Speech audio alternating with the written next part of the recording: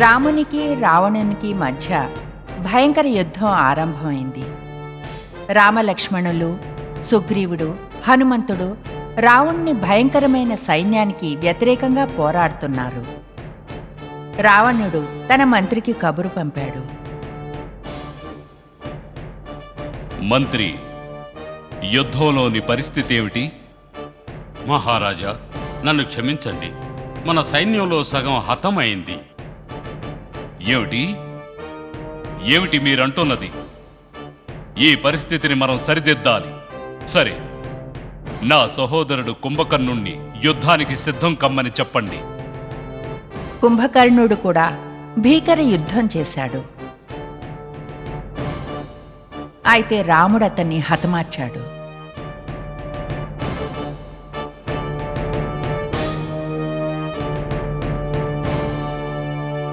మహారాజా, కుంభకర్ణుడు ఇక లేరు.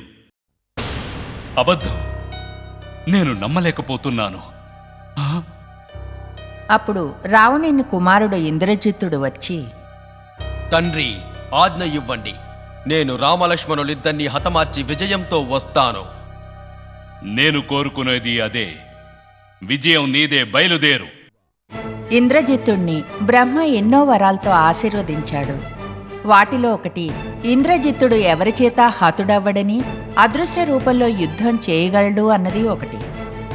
నేను వీళ్ళిద్దరినీ చంపేస్తే కోతులు గుండె పగిలి యుద్ధాన్ని కొనసాగించలేవు. ఇంద్రజిత్తుడు, లక్ష్మణుడు కలియబడ్డారు. బ్రహ్మదేవుడు ప్రసాదించిన ఒక శక్తివంతమైన ఆయుధంతో లక్ష్మణునిపై దాడి చేశాడు. అగ్రజా! అగ్రజా! లక్ష్మణుడు అరిచి క్రింద పడ్డం చూసి వానర సైన్యం అంతా చెల్లాచెదురైపోయి పారిపోసాగింది. పారిపోండి, పారిపోండి! లక్ష్మణుడిపై దాడి జరిగింది. అది చూసిన హనుమంతుడు ఆశ్చర్యపోయాడు. అయినా యుద్ధాన్ని కొనసాగించాడు. అదే రోజు సాయంత్రం, ఏమిటి, లక్ష్మణుడు స్పృహ తప్పాడా? అతన్ని తీసుకుని రాముని వద్దకు వెళ్ళాడు. అయ్యో, నా సోదరునికి ఏమైంది? రాముని బాధను చూసిన హనుమంతుడు వెంటనే వెళ్ళి వానర వైద్యుడైన సుషేణుణ్ణి తీసుకుని వచ్చాడు. త్వరగా నా సోదరునికి వైద్యం చెయ్యండి.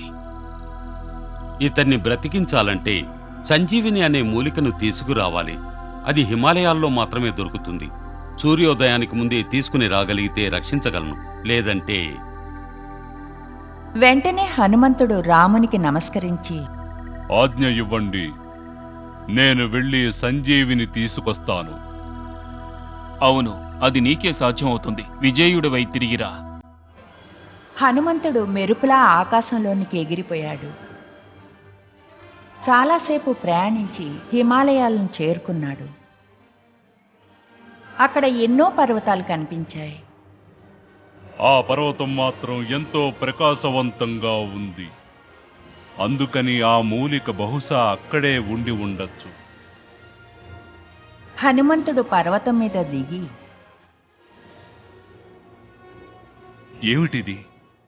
ఇక్కడెన్నో మొక్కలున్నాయి. వీటిలో సంజీవిని ఏదై ఉంటుంది?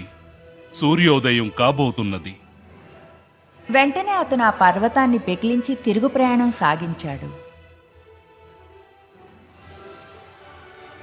సూర్యకిరణాలు తొంగి చూస్తున్నాయి. అందుకని అతను సూర్యుడిని తీసుకుని చంక క్రింద పెట్టుకున్నాడు. నేను చాలా త్వరగా వెళ్ళాలి. ராமரும் மற்றவர்களும் ஹனுமானின் வருகைக்காக ஆவலோடு காத்திருந்தனர். సూర్యోదయం అవబోతున్నందున అందరి ముఖాల్లోనూ చింతే. అప్పుడు రాముని ముఖంలో వెలుగు కనిపించింది. హనుమంతుడు పర్వతంతో పాటు క్రిందికి దిగాడు.